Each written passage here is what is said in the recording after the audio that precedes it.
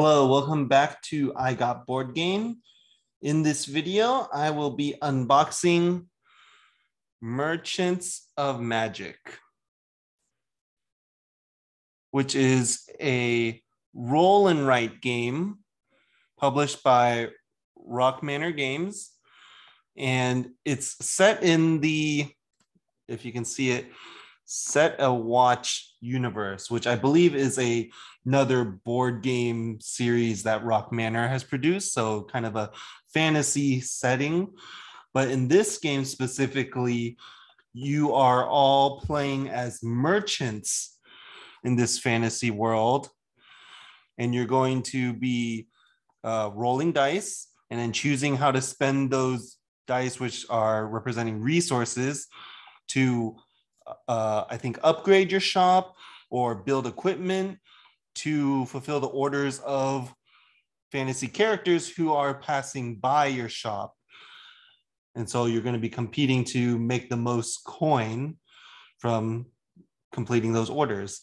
And the game plays from 1 to 8 players. And I think what actually drew my attention to it, I think this was on GameFound, but as an add-on, so not even the main game being advertised for the campaign.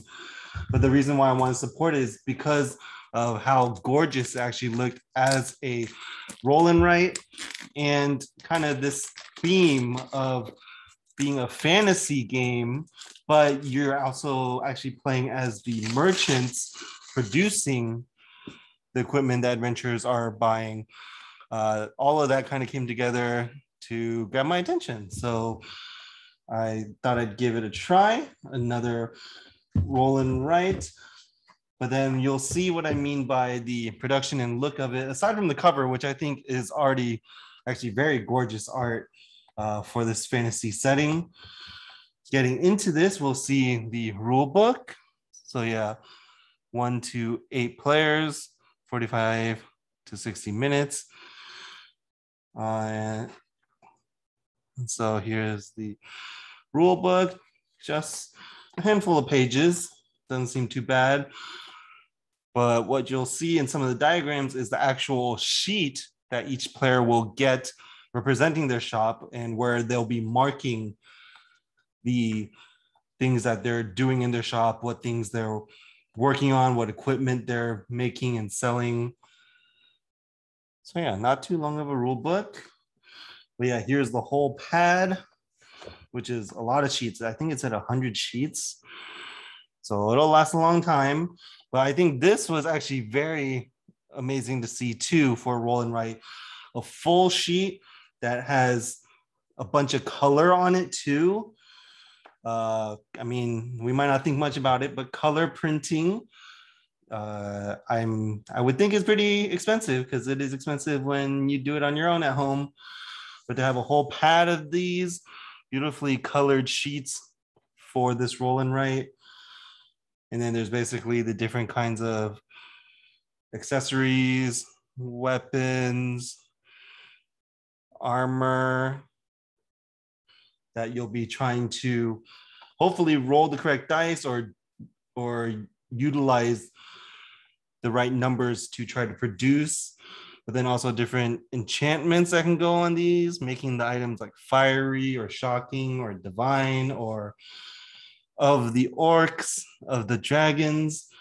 For all of you nerdy fantasy fans like myself, will find that those terms very familiar. And so yeah, you are crafting and even researching to, I think, maybe do certain modifications to the things you're making. But yeah, aside from that sheet, you have all these screen printed potion tokens, which I think can be used to maybe alter or mitigate the dice rolls to what you might want them to be in certain ways. But you'd have to kind of gather these potion tokens to be able to do that on a certain turn. You have the dice themselves, which actually, let me take them out, because they do look, not only are they colored, so probably corresponding to what they are on the sheet here, but they look very nice, marbleized dice that's visible, red, green, purple, yellow. And then we have pencils included with this, only 4 though, which is kind of strange since it says the game goes up to 8. Yeah, that is strange. But usually I'll be providing my own pens and pencils for roll and writes anyway. And then the deck of cards, the items you'll be trying to craft, and I think also cards for the adventurers that are placing the orders, the ones that you want to satisfy and sell to.